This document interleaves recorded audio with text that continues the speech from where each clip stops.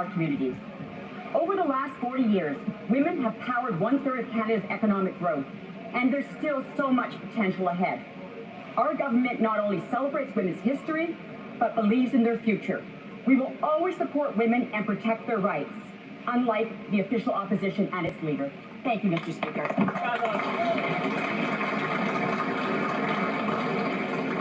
The Honourable Member from Saint-Laurent. Mr. Speaker, October is Breast Cancer Awareness Month, a time to increase awareness and raise funds for research into its cause, prevention, diagnosis, treatment, and cure. Notre gouvernement a financé Our government has funded a study into preventive care to help to accelerate various treatments for breast cancer. More and more women, particularly Indigenous women and Black women with breast cancer in 40 years old and not 50. I mean, there's not enough Canadian research to justify making a change. Mr. Speaker, that in itself is unacceptable and indicates that we need more relevant and recent research done on women's health that must include Black, Asian, and Indigenous women. Unfortunately, in some provinces, the recommendation to start screening is at 50. This means that many people are diagnosed already at an advanced stage, which reduces their chance of survival. All of the awesome organizations and businesses, including Pink in the City and Alphabet Cafe, who have campaigns of their own for this very worthy cause. Your contributions are saving lives, and we want to thank you very much.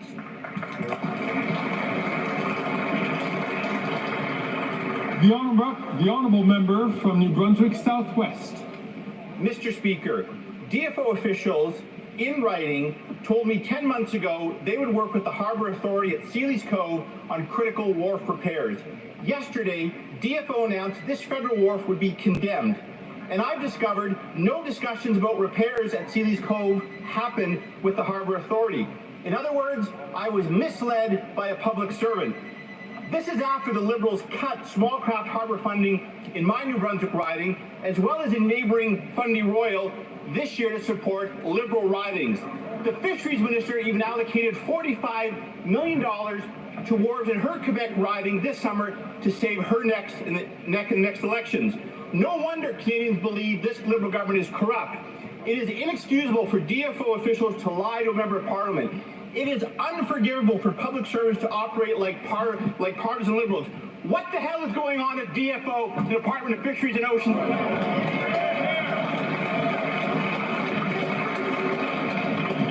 Before the member continues, I'm going to ask the Honourable Member from New Brunswick Southwest to please withdraw the language which is not considered parliamentary. I'm going to ask the Honourable Member from New Brunswick Southwest to withdraw that word which is not considered parliamentary. I withdraw that unparliamentary language. The rest stand.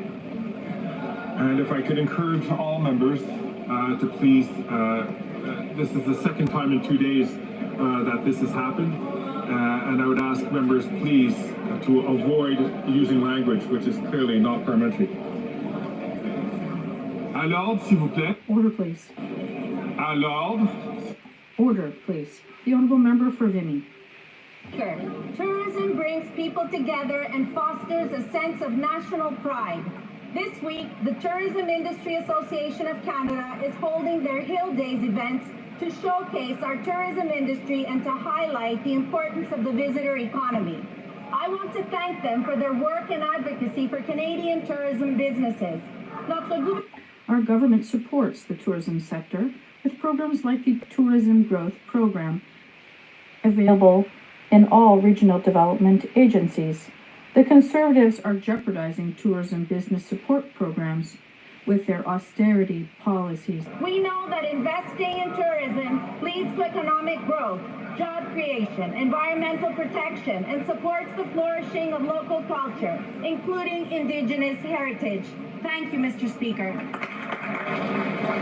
The Honourable Member from Saskatoon University. More proof the NDP Liberals are not worth the cost, crime, or the corruption. The Attorney General found that Liberal appointees, the Green Slush Fund, gave nearly 400 million taxpayers' dollars to their own companies, with over 186 conflict of interest alone, at a time when Canadians can't afford to eat, heat, and house themselves. The Speaker has ruled that the NDP Liberal Costly Coalition violated the House orders to turn over evidence to the police for a criminal investigation into the latest scandal. Obstruction of justice? Anybody? Anybody? Instead of coming clean, the NDP Liberals have chosen to paralyze Parliament, pushing aside all work that we're doing to address the doubling of housing costs, food inflation, and the crime and chaos on our streets. Will the NDP Liberals end the cover-up and give evidence to the police so we can finally get accountability for corruption and Parliament can get back to work? The Honourable Member for Chicoutimi-Lafiore. Mr. Speaker, I'm very concerned for our forestry workers in the regions who are deeply attached to their profession. The Liberals, with the support of the Bloc, are not only ignoring their concerns, but threatening them with a decree that will kill at least 1,400 jobs. The Minister of the Environment's decision will seriously jeopardize the survival of this region without even having to take in the trouble to meet them. What we know is that the Bloc is no longer a party of the regions. It will continually convoys the outskirts of Montreal. The proof is the nomination of their new candidate, Patrick Bonin, who has taken a clear position in favor of the decree and is asking the federal government to intervene. Wow, it's really the Bloc Liberal Coalition. The Bloc Liberal Coalition has no understanding of what's happening in our regions. Ignoring these realities will not only be irresponsible, but also reveal a glaring gap between Montreal's concerns and those of the regions. It's time to take action to protect jobs and the future of our regions. Let's put an end to this hypocrisy and give way to common sense.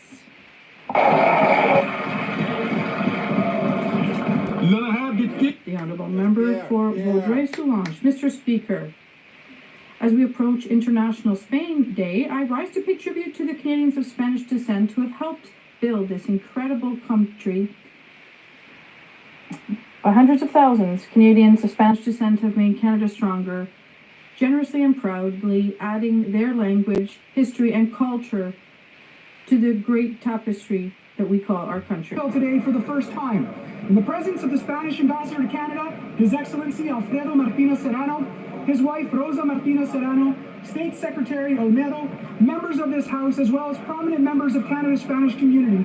The ceremony served to reinforce the strong ties between Canada and Spain and honor those, like my own grandparents and great-grandparents, who came to our shores following a long journey across the Atlantic. May the strong ties between Canada and Spain only continue to grow, Mr. Speaker, and may Spain and Canada see peace and prosperity in our time. Thank you.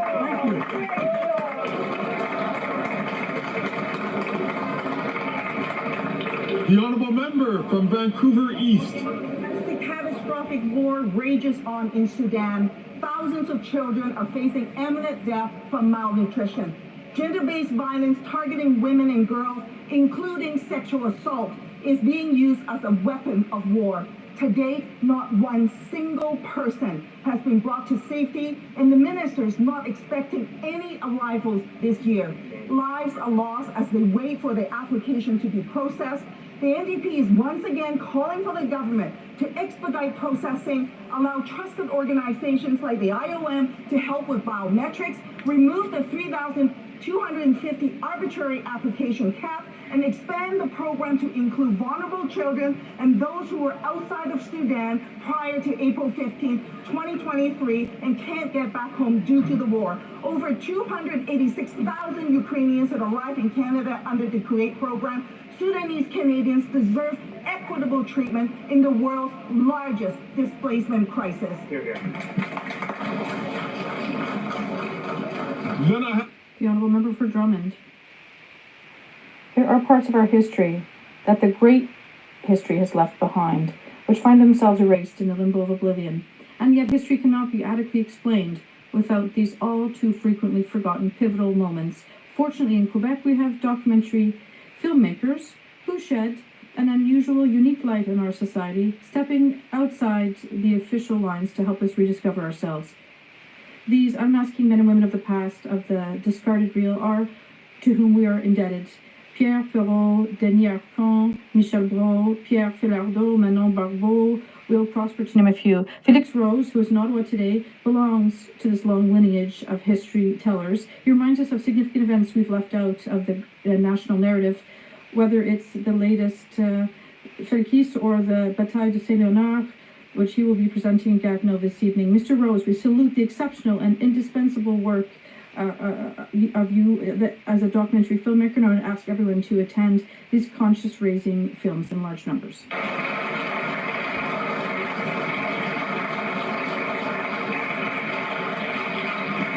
The Honorable colleagues, chers collègues, Colleagues.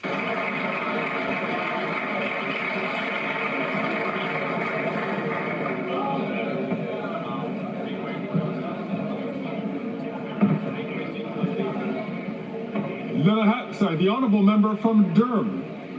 Mr. Speaker, after 9 years, the NDP Liberals are making Canada unsafe. Violent crime is up 50%. And under this Prime Minister, hate crimes are up 251%. To make matters worse, the NDP Liberals are allowing a terrorist organization to operate freely within our borders, refusing to list Sami Doon as a terrorist organization under the Anti-Terrorism Act. Israel and Germany have already listed Sami Doon as a terrorist organization. The EU deported the leadership of Sami Doon. What exactly are the NDP Liberals waiting for? Common sense Conservatives will ban Sami Doon under the Anti-Terrorism Act and make sure that they do not operate within our borders. We will protect Canadians of all faiths and all cultures, bring home safe streets, and ensure that Canadians can live in peace within our communities.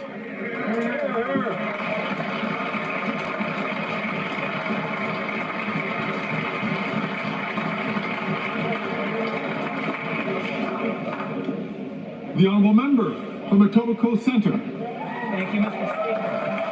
Mr. Speaker, as I was saying, in Canada and around the world, we have seen the emergence of radical far-right movements. These movements have had a profound impact on the type of governments that have been elected and on the lives of millions of people around the world, including here in Canada. They've organized disinformation campaigns designed to divide people and undermine confidence in reliable sources of information. They've impacted how some people treat others. They've impacted how some politicians treat others, including here in Canada, and they've led to some politicians acting against the best interests of Canadians by opposing sound economic policies, by opposing sound social policies like dental care or child care or better long-term care, by undermining fundamental rights like those protected in our charter, like women's rights, like a woman's right to choose, and by standing against measures to stand up to aggressors like Russia who pose a threat to us all. I urge us all to work together to stop the growth and the influence of these far-right movements because it is essential to Canada's security, to our economy, and to our freedom.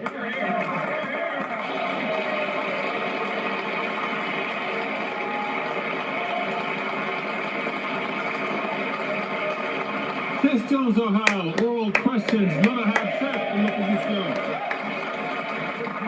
The Honourable Leader of the Opposition. Mr. Speaker, the Conservatives would have liked to work hard in Parliament today to do something about real estate inflation that has doubled costs over 9 years of this Liberal government, or food inflation, which is 36% higher than in the United States. But unfortunately, instead, Parliament is paralyzed due to this Prime Minister. He paralyzed this House by blocking the documents that we ordered to be sent to the RCMP about a $400 million scandal. What exactly is this Prime Minister hiding? The Honourable Government House Leader. Thank you, Mr. Speaker. What the Leader of the Opposition said is completely false. Let me read what the RCMP said about this motion. They said there is a significant risk that this motion may be seen as a way of sidestepping normal inquiry processes and protecting the Charter. We are ready to send this to committee and return to the important business of this House. Thank you. The Honourable Leader of the Opposition. Mr. Speaker, this is a $400 million scandal, 8 times more than the sponsorship scandal in financial terms. The AG has found that there were 186 conflicts of interest. The leader of the Green Slush Fund has already been found guilty of violating the law. When someone steals from you, do you call the cops or do you simply send a matter to a committee? The Honourable Minister of Innovation.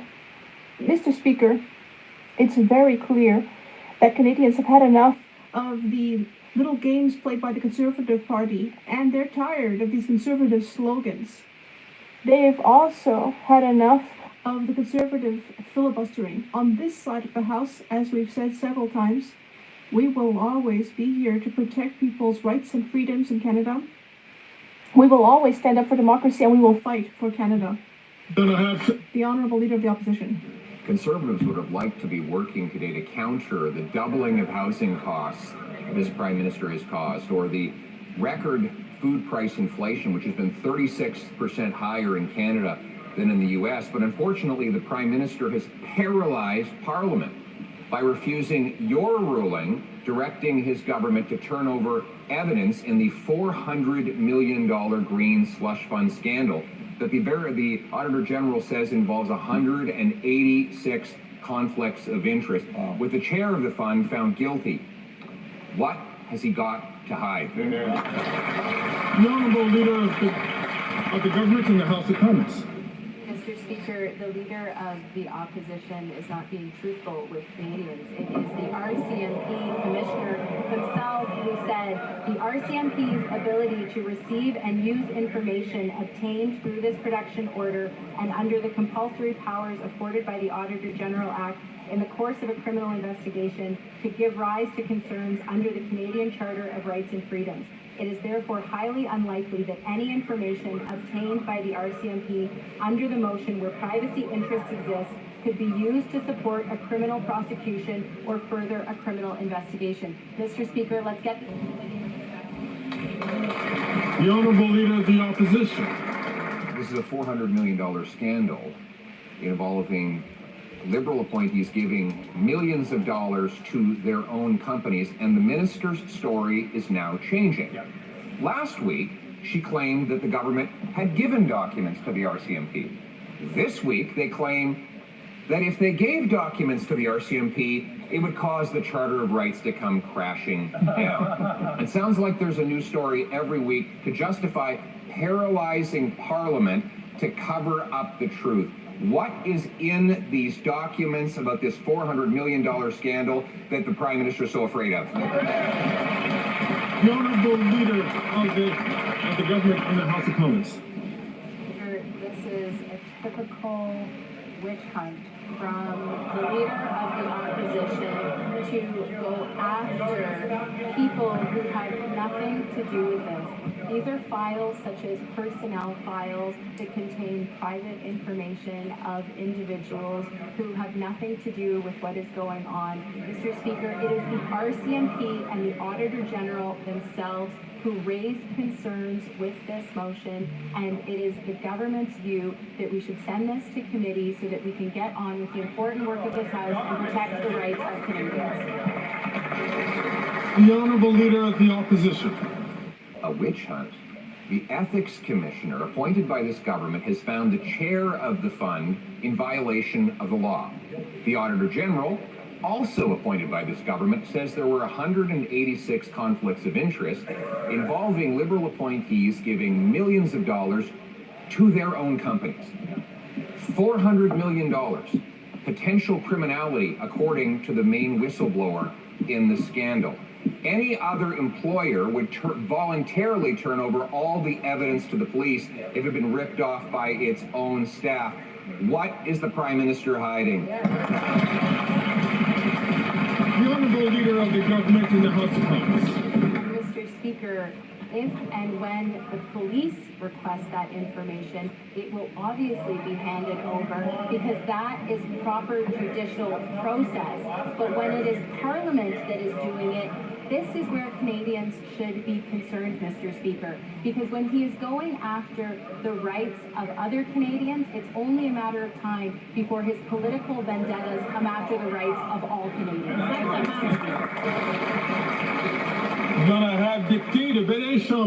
The Honourable Member for Belleuil-Chambly. Mr. Speaker, just to be clear here, the Bloc Québécois tabled Bill C 282 to exempt supply management from any future trade negotiations. All parties in this House have at different times supported that bill, which is now in the Senate. Now, I'd like to be very clear. The government has executive power based on its democratic election. Does this government still agree that supply management should be exempted from all further trade negotiations in future? The Honourable Minister of Agriculture and Agri-Food. Mr. Speaker, and being a dairy farmer for a large portion of my life, I fully understand and appreciate the value of the supply management program, Mr. Speaker. Our government fully supports Bill C-282 and urges the other place to move on this legislation as quickly as possible. Thank you, Mr. Speaker. The Honourable Member. Let me further clarify, Mr. Speaker. There are 2 senators, neither of them elected. They're not saying that they're not sure. They're saying very clearly that supply management should be up for grabs in future trade negotiations. It should not be excluded from them. They are saying the opposite of what the government is saying. By not imposing its will on 2 non-elected senators, is this government turning its backs on agricultural producers in Quebec and Canada? The Honourable Minister of National Revenue. Thank you, Mr. Speaker. Well, my colleagues should not come to me to say that our government is turning its backs on dairy producers. We have always been there for dairy producers from the very beginning, and we will continue to stand up for them. Mr. Speaker, we decided to appoint independent senators. And once again, I think the Bloc Québécois should be able to understand this concept.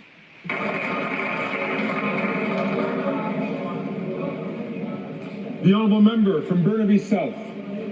You won't believe this. Corporate landlords are using AI technology to rip off renters. They're jacking up rent. Now, the United States is taking legal action against this, but the Liberals are letting it happen here in Canada. Now, I know the Conservatives don't care because their chief advisor is also a chief lobbyist for corporate landlords. But what's the Liberals' excuse? The Honourable Minister for Housing, Infrastructure and Communities. Mr. Speaker, I thank my honourable colleague for his question and his concern for the rising cost of rent, which I completely agree is a very serious issue. Where we differ is we're not satisfied with just launching complaints on the floor of the House of Commons. We want to advance policies that actually put solutions on the table that make a meaningful difference for families. That's why we're putting measures in place to help build more homes, like cutting taxes on apartment construction. It's why we're increasing investments to build more affordable housing, and it's why we put a Renters' Bill of Rights on the table to help protect renters in precarious situations. I only wish the NDP would care enough to join us in trying to do something about the problem. The Honourable Member of Burnaby South. Excuses are way cheaper than rent. Shamattawa First Nation has had undrinkable water since 2018. And this Liberal government is fighting them in court, arguing that they do not have a legal responsibility to clean the water. They're also arguing that when a minister says something, that's just politics. That's not something you have to believe that they're actually going to do. Will the Liberals call off the lawyers and clean up the water?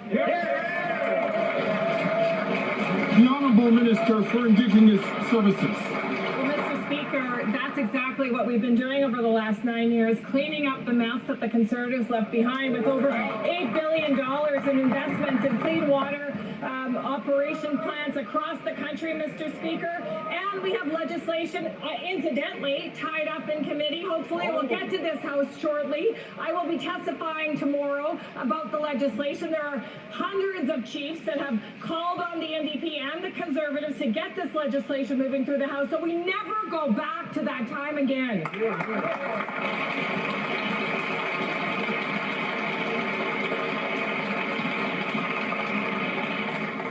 The Honourable Member from New Westminster Burnaby knows what I'm about to say, so I'm going to ask him to please not take the mic unless recognized.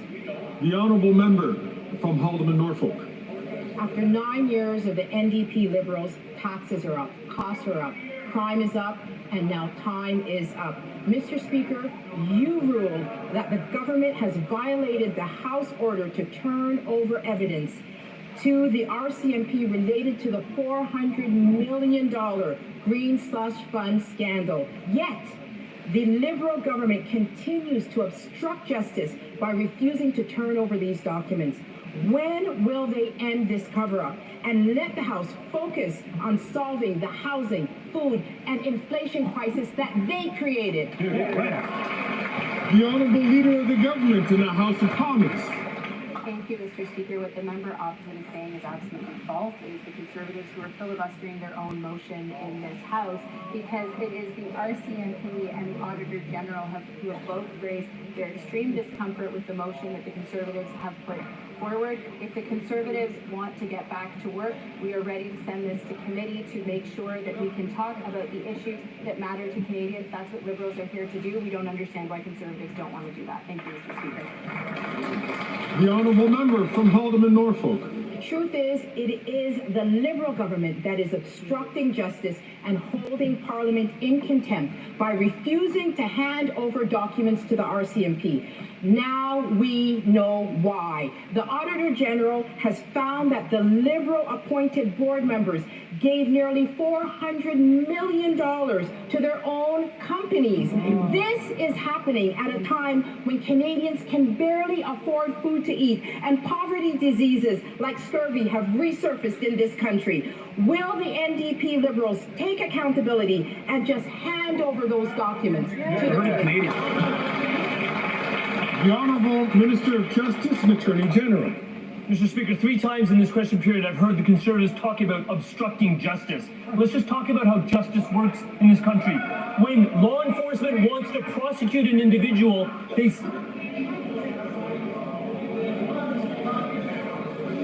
Colleagues, I'm going to invite the Honourable Minister of Justice and Attorney General to start from the top. Mr. Speaker, 3 times in this question period so far, I've heard Conservatives talking about obstructing justice. Let's talk about how justice actually operates in a democracy. Law enforcement has a reasonable suspicion about an individual or an entity. They then go and seek a search warrant from a court so that they can invade that person's privacy and obtain the documents. Instead of pursuing the normal court processes, we have Conservatives saying we're going to subvert all of that for the purposes of partisan gain. This is what we do in a democracy. We stand up for judicial processes and we stand up for the Charter of Rights. We will always do that on this side of the House. I'm not able to hear all comments, but I did hear the comments from the member from Glengarry Prescott Russell. I asked him not to take the microphone until he's recognized by the Speaker. The Honourable Member from Dufferin-Caledon.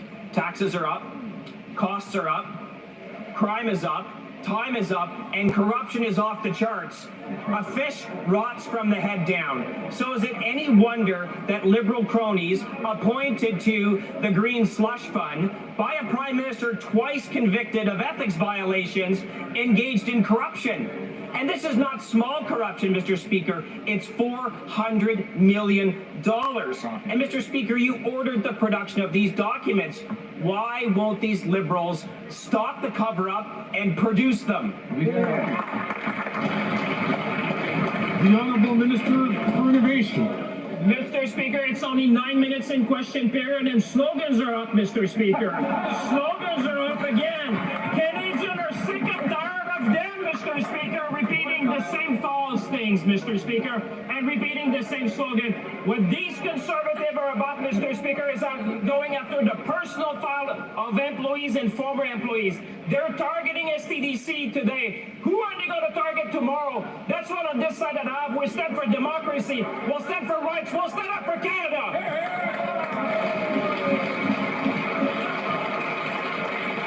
The Honourable Member from Dufferin-Caledon. It's pretty simple who we're targeting, Mr. Speaker. We're targeting corruption, corruption that they enabled, corruption that they're hiding, and corruption that they refuse to produce the documents for. Mr. Speaker, these are documents that you ordered the production of. So Canadians should ask themselves, why aren't they producing them?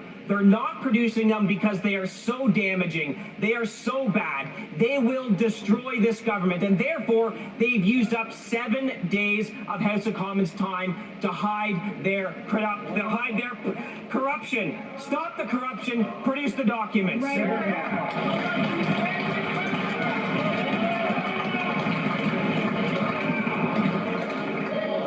Colleagues, the Honourable Leader of the Government in the House of Commons.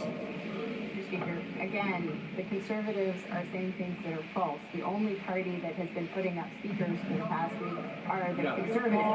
So they are the ones that are filibustering their own motion. But let's talk about why they might be filibustering that motion. Rob Walsh, the former law clerk, said, in my humble opinion, it is an abuse of its powers for the House to use its power to demand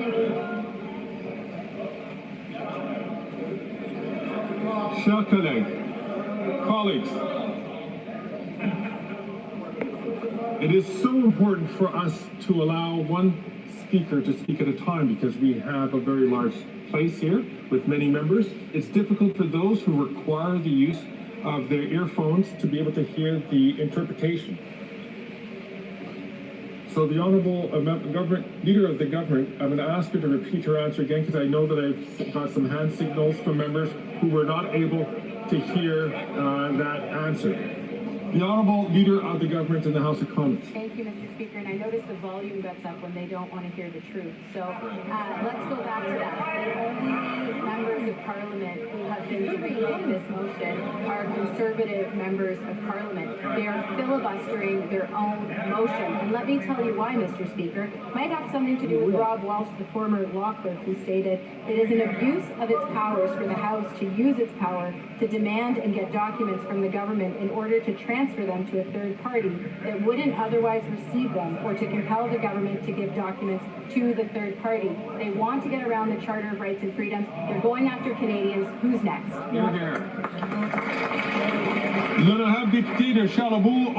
The Honourable Member for Charlebourg-Saint-Charles. Mr. Speaker, in la presse this morning, we saw that Myriam Bandioi, 15 years old, was killed by a stray bullet. Thomas Trudel, 16, also died due to a shooting. A 14-year-old lost their life while trying to set a fire in Beauce, and a French tourist and her 7-year-old daughter were visiting Montreal and died in an arson attack. The Minister of Justice has blamed the government of Quebec for this, but the Liberal government is responsible for all this violence. When will they finally trigger an election so we can fix this? The Honourable Minister of Public Safety.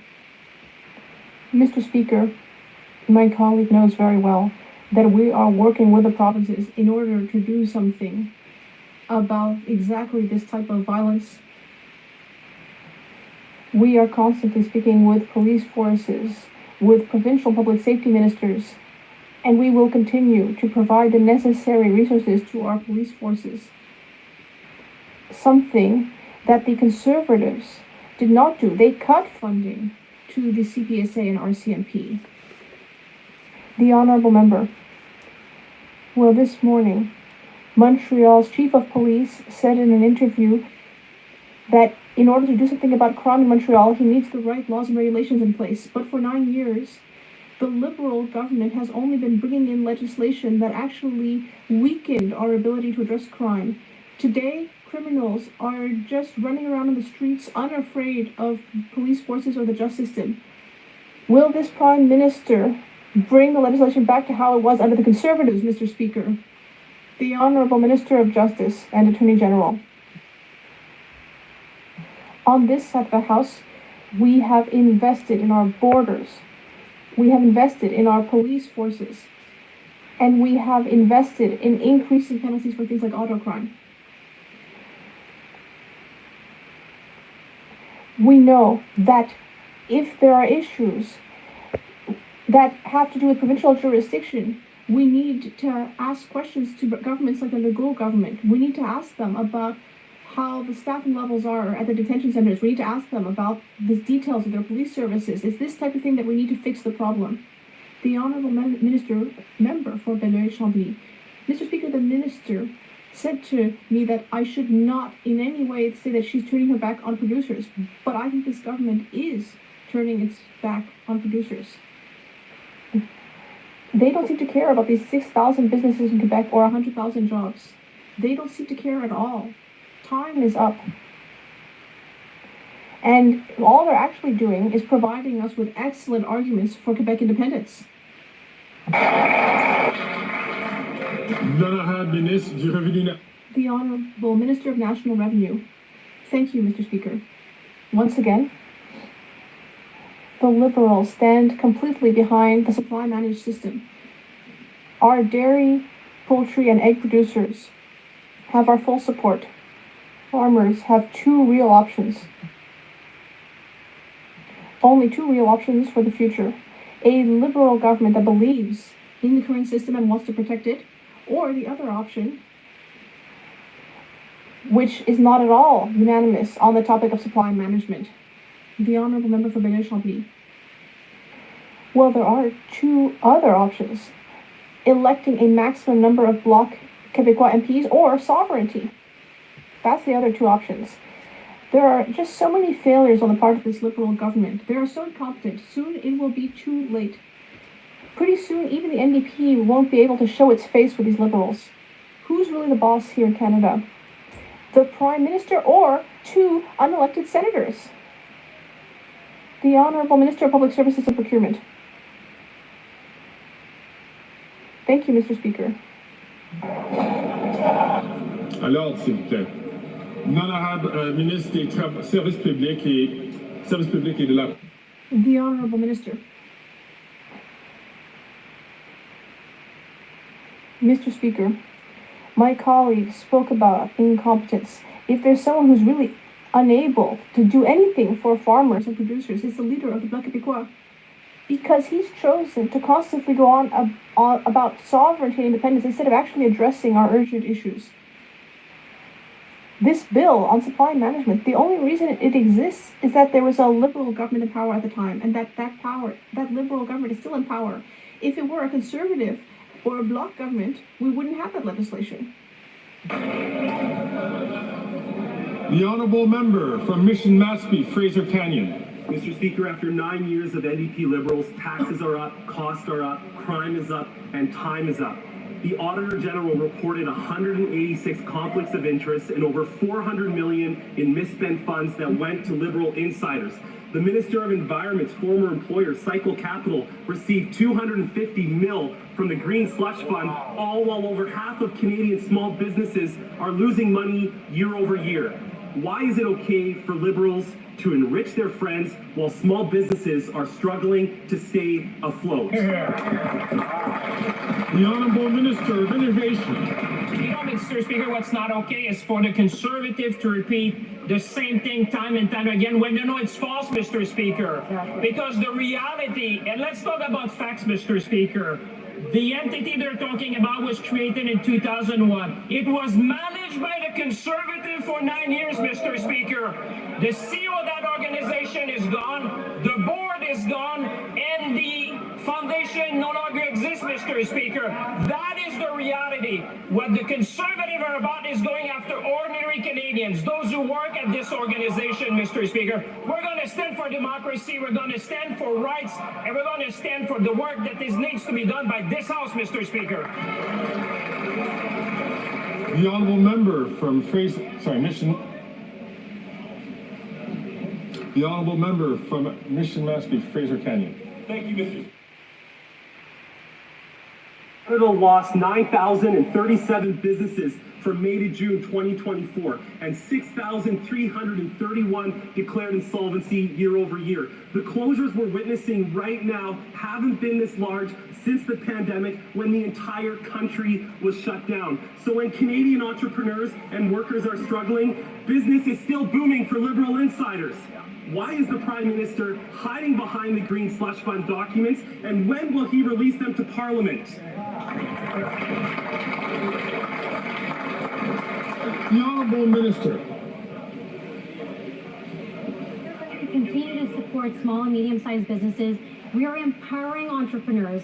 We're increasing the lifetime capital gains exemption. We're investing in Canadian startups. We're boosting government procurement for small and medium-sized businesses and supporting Indigenous entrepreneurs as well. And Mr. Speaker, it gives me the opportunity to also announce here that we've negotiated agreements with both MasterCard and Visa to lower those interchange fees by up to 27%, which takes place as of October 19th of this month. We'll continue to support small businesses, Mr. Speaker. Thank you so much. The honourable member from Perth Wellington.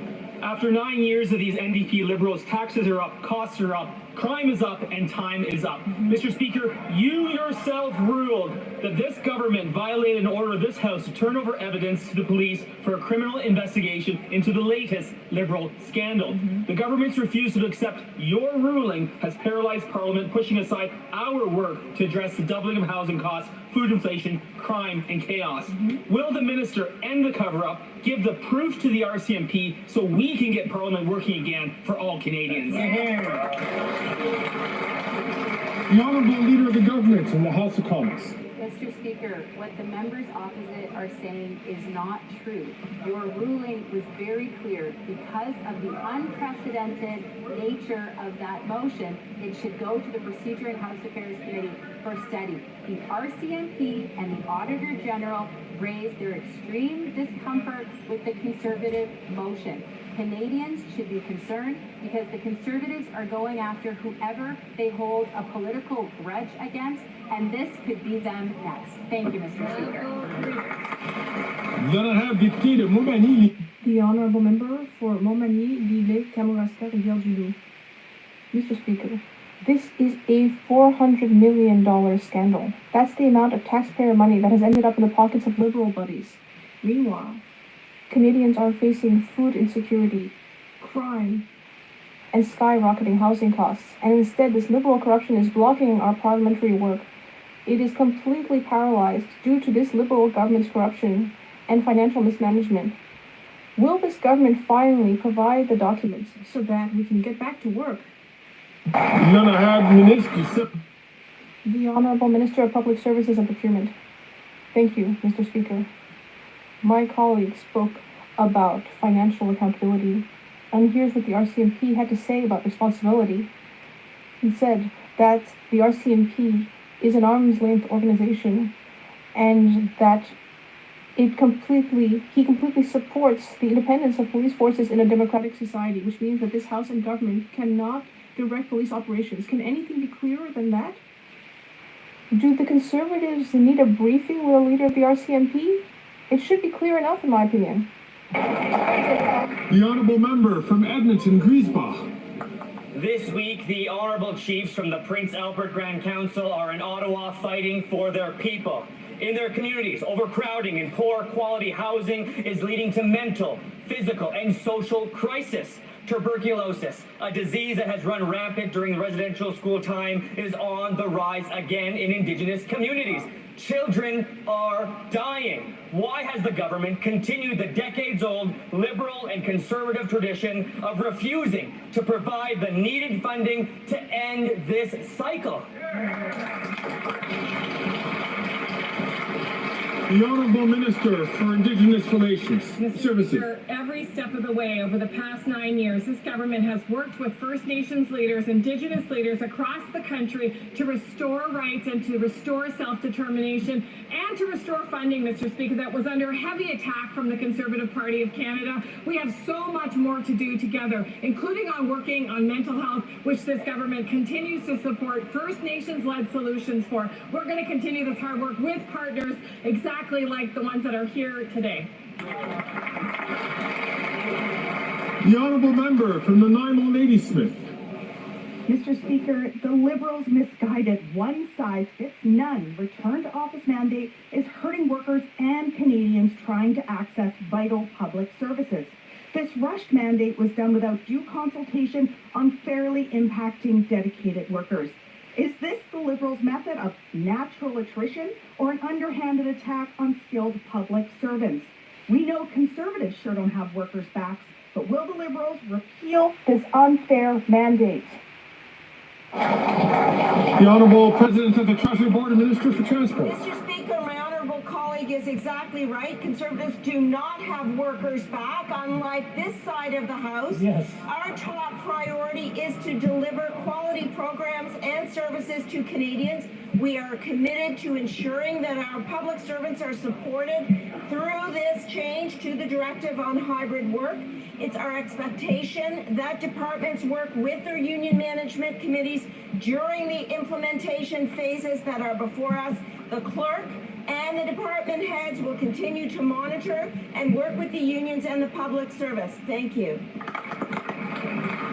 The Honourable Member from Winnipeg South Centre. Mr. Speaker, recently I stood alongside the Premier of Manitoba, federal colleagues, and healthcare workers as we made a major investment of $630 million in the province's healthcare system. After Conservatives in Manitoba decimated healthcare over a decade of cuts and closures, this funding was desperately needed. The redevelopment of Portage Place is a generational project aimed at revitalizing the downtown core, in large part by establishing a new state-of-the-art healthcare facility. It simply does not happen without federal support. Can the Minister for Prairies outline how our government is supporting this significant redevelopment and what it means for the future of Winnipeg? Thank you. The Honourable Minister. Thank you for that question. Mr. Speaker, big things are happening in Winnipeg downtown. Thanks to collaboration between the three levels of government, the private sector, and Southern Chiefs, we're revitalizing the core of our city to make it more livable for everyone.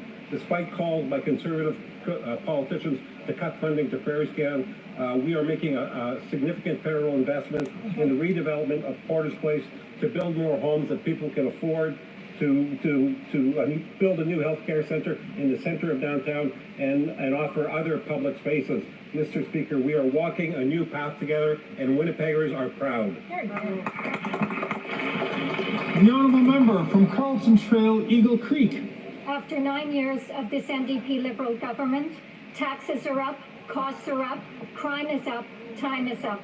The corruption of this Liberal government knows no bounds. The Liberal Minister of Employment has continuously misled Parliament about his alter ego, the other Randy. Text from his business partner reference a Randy, and we now know there was no other Randy involved in the supply company while he was a sitting member of Cabinet. When will the Minister come clean with Canadians, end this charade, and resign? The Honourable Leader of the Government in the House of Commons. Thank you, Mr. Speaker. The Ethics Commissioner has looked into this matter 3 times, and each time has confirmed he has no concerns. Thank you. Honourable Member for Edmonton West. Mr. Speaker, after 91 years of this Liberal NDP government, taxes are up, costs are up, corruption is up, and apparently the amount of Randys is up. The Minister of Employment has been accused of violating the law by engaging in improper business dealings with his corrupt, scandal-plagued partner. The Minister claimed he wasn't involved in this business, but was later forced to admit that he was. He should admit he is the other Randy and that he violated the law. When will the Minister come clean and admit to everyone what we all know? The Honourable Leader of the Government in the House. Mr. Speaker, as I just said, the Ethics Commissioner has looked into this matter 3 times, and each time has confirmed he has no concerns. Thank you, Mr. Speaker. The Honourable Member from Calgary Shepherd. 9 years of this NDP Liberal government, taxes are up, costs are up, crime is up, and time is now up for them. The Liberal Minister from Edmonton claimed he had no contact with his business partner during an alleged $500,000 fraud linked to the other Randy. But phone records and text messages now show the complete opposite. It seems the minister made a habit of bending the rules and using his influence to benefit his business partner. The same business partner that you, Speaker, have now found is in contempt of Parliament. So it's really simple. Will the minister admit that the charade is up, and then admit that he broke the law, and confirm that he is in fact the other Randy? The Honourable Leader of the Government in the House of Commons. Thank you, Mr. Speaker. In case my honourable colleague didn't hear my previous answer, as I stated, the Ethics Commissioner has looked into this matter 3 times, and each time has confirmed he has no concerns. Thank you, Mr. Speaker. The Honourable Member from Wellington, Halton Hills. Mr. Speaker, Fact 1, PFLP is a listed terrorist entity. Fact 2, Khaled Berkat was a member of PFLP when he founded Sammy Dune in 2012, and his wife Charlotte Cates incorporated Sammy Dune under Canadian law in 2021. Fact 3. Under Section 8305 of the Criminal Code, any entity that has knowingly acted on behalf of, at the direction of, or in association with a listed entity can be listed. The facts are clear. The government's position is not. Why hasn't the government listed Sammy Dune as a terrorist entity? The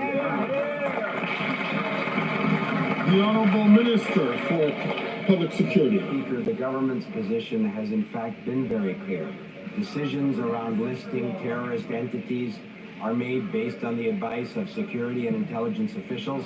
My colleague, the Parliamentary Secretary, made it clear yesterday.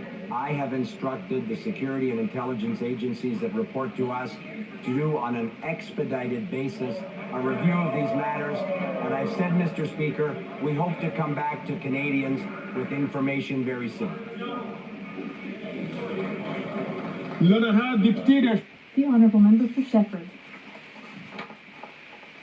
When we demand an increase in old age security payments for 65 to 74-year-olds, the Minister of Seniors accuses us of saying no to seniors. But he should know that the Bloc Québécois is on team yes.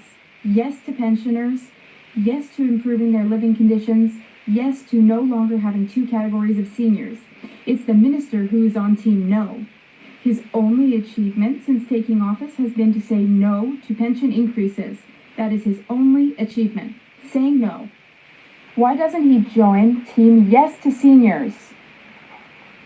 The Honourable Minister of Labour and Seniors. I would like to reassure my colleague and the entire Bloc Québécois that we know that they're saying yes to seniors. But, Mr. Speaker, they said no a lot too. They've said no to all increases in supports to Quebec and Canadian seniors. 2.4 million seniors are benefiting from the GIS increase. We increased it, but the Bloc Québécois voted against that. The Honourable Member for Shefford. The Bloc Québécois is not alone in saying yes to seniors. 79% of Canadians say yes to increasing old age security for 65 to 74-year-olds. The House of Commons says yes. Seniors say yes. Seniors groups are saying yes, including the FADOC, the AQDR, and the AREC. Imagine, even the AREC from Outaouais, the minister's own region, came out to support us on the Hill. The minister is standing alone. In fact, in his riding alone, he could help 12,000 people. Can he wake up? Today, Verdun. Tomorrow, Gatineau.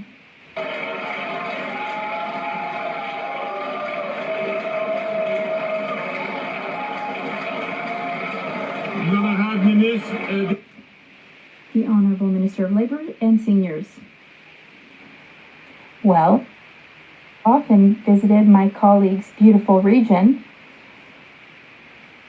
I encourage her to visit Outaouais. The Outaouais is my region, and when she's in the Outaouais, she can explain to the 14,000 people in her riding of Shefford, because those 14,000 in her riding are today benefiting from the Canada Dental Care Plan, and she can explain to them, Mr. Speaker, why she voted against that. I encourage all members, including and especially the member for Lac-Saint-Jean, to not rise before having been recognized by the chair. Oh, I may be mistaken in who I named, and if that is the case, then I do apologize.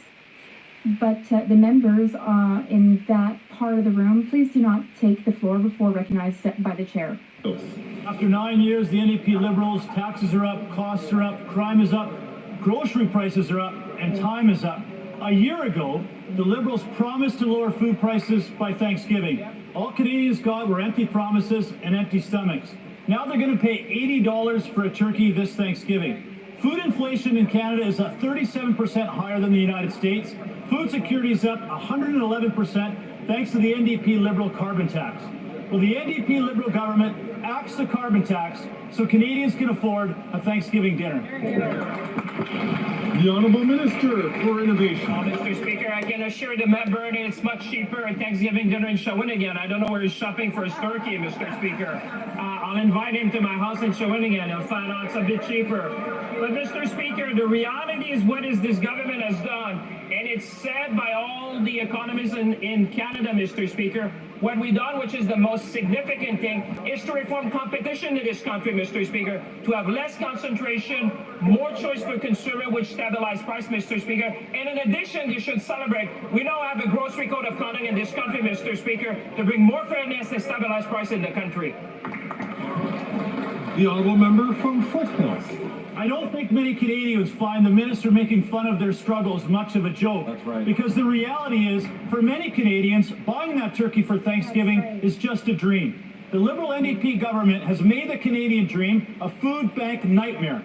1 million Canadians just in Ontario went to a food bank last year, up 25%. And now doctors are raising the alarm on scurvy in Canada because Canadians can't afford basic nutrition.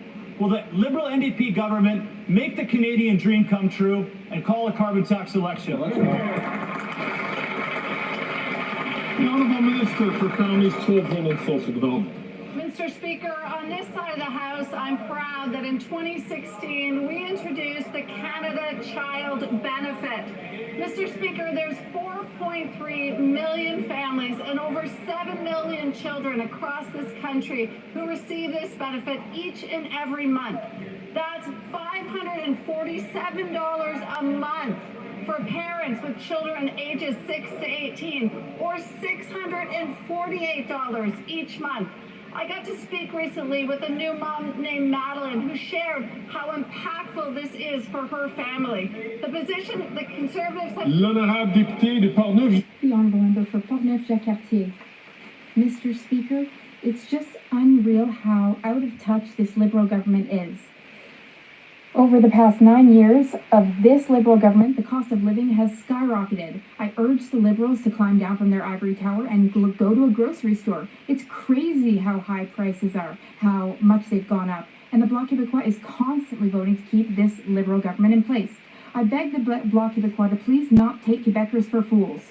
When is this Liberal government going to have some common sense and stop wasting the money of honest and hardworking Canadians? The Honourable Parliamentary Secretary to the Deputy Prime Minister and Minister of Finance. Thank you very much, Mr. Speaker. The Conservatives are very hypocritical. They talk about Canadians in need, but they don't support funding community food programs and not-for-profit organizations. They talk about people living on the street, but they oppose investments to build more housing. They have a hidden agenda, Mr. Speaker, and everything they say in this House is utter nonsense. The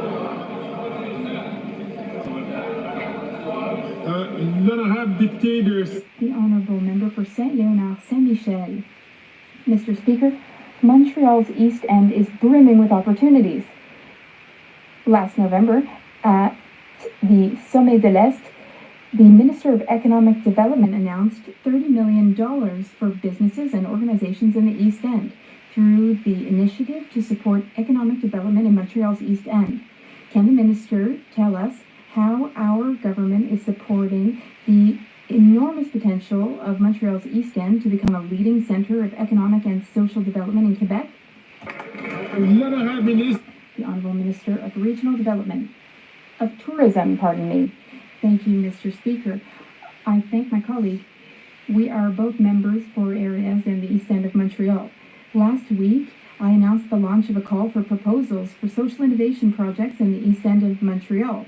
This is the first time that a $1 million investment will lead to new social and innovation projects that will generate economic, social, and environmental benefits in the East End of Montreal.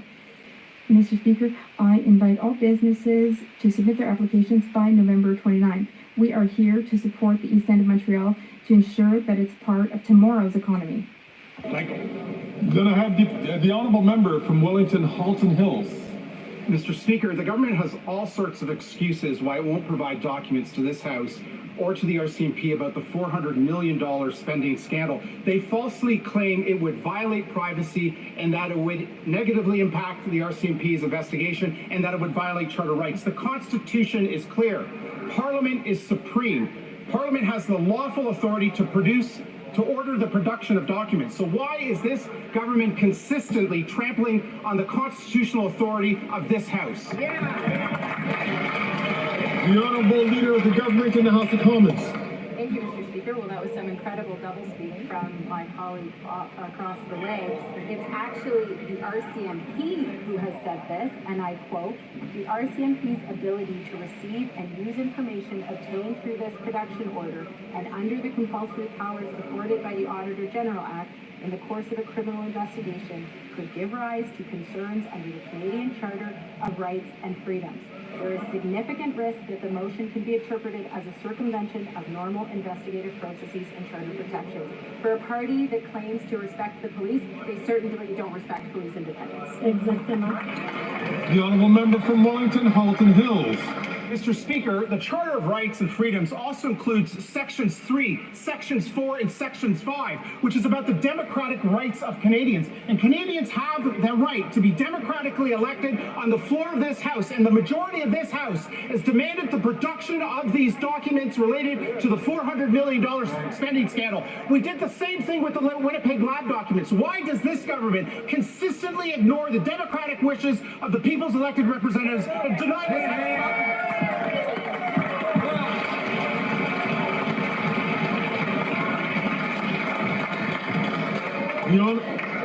The Honourable Minister of Justice and Attorney General. A lot of respect for that member opposite because he usually stands up for institutions, including this place. What he's not standing up for right now is for the independence of law enforcement in this country. The independence of law enforcement is pivotal. And what my colleague was emphasizing is that usually my friends opposite are constantly listening to the police. This is what the Deputy Commissioner of the RCMP said on the news yesterday. It's a very dangerous situation. The rule of law is predicated on a separation between what Parliament is doing and what law enforcement agencies are doing. In this case, the RCMP. We're listening to those RCMP commissioners and former commissioners. I wish the member opposite would do the same.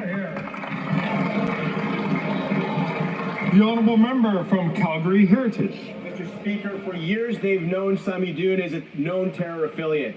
On October 7th, they chanted, "We are Hezbollah, we are Hamas, death to Canada, death to America, death to Israel." They incited hate, they incited terror, they burned our flag. Why does our foreign minister fail to act when Canada is threatened? Well, she told Tom Mulcair it's about the demographics of her voters. Mr. Speaker, why does this minister put partisan politics over Canadian national security interests?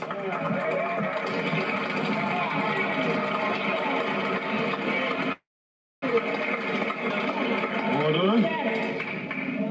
The Honourable Minister for Public Security. Mr. Speaker, our government is deeply concerned about the national security interest of Canadians. That's why we support the law enforcement agencies and the security agencies that do this important work. That's why we rely on their advice to decide when the government, under the Criminal Code of Canada, should list a terrorist entity. Mr. Speaker, good news. These security agencies are constantly reviewing a whole series of organizations to determine if the threshold has been met. I recently talked to them as late as this morning, and I'm very confident that we'll have some important news very quickly. The Honourable Member for Dorval-Lachine-LaSalle.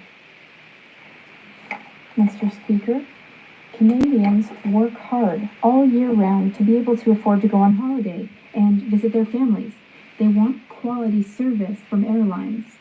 Last week, the Supreme Court ruled in favor of our government's approach to protect Canadian air passengers. Can the Minister of Transport share this excellent news with us? Thank you.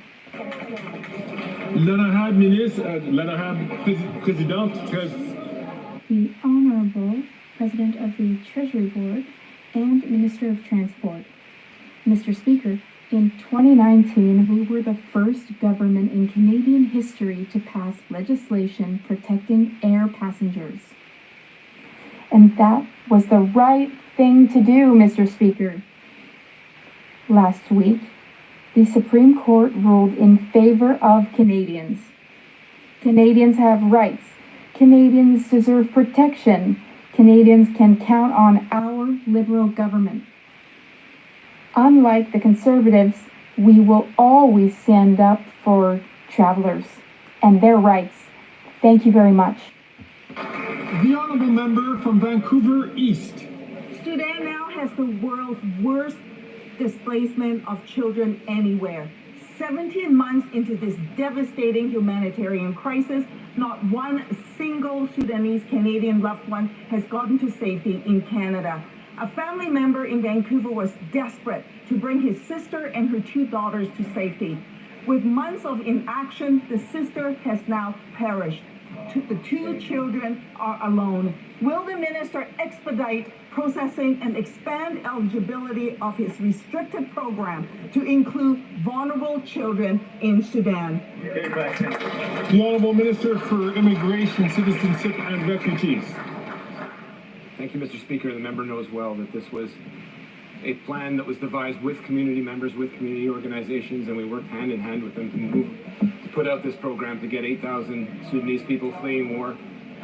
We plan to make sure that these people are here, hopefully by the end of the year, more next year. But I will constantly be working with those community members that I will be meeting with as early as tomorrow to evolve the program if need be. Thank you. The Honourable Member for Richmond-Arthabasca. Mr. Speaker, I've been asking questions in this House for over a year now, and yet there is a ridiculous tax issue that has not been addressed. Here's an example of the absurdity. When someone goes to Tim Hortons and buys 6 donuts, they are exempt from paying taxes. But if they decide to buy 6 sugar-free, healthy bars, they do have to pay taxes. This means that people are paying more for healthy products, which is bad for our local entrepreneurs who face unfair competition from multinationals. Can the Prime Minister tell us whether he intends to ask his Minister of Finance to rectify this ridiculous situation? The Honourable Minister of National Revenue. Thank you, Mr. Speaker. I've discussed the matter many times with my colleague. I understand that he cares deeply about this issue. This would involve some major changes to be made by the Department of Finance and the Department of Health, and we can look into the matter further. Thank you, Mr. Speaker. All right, everybody, like and subscribe. Have a great day. 19 p.m.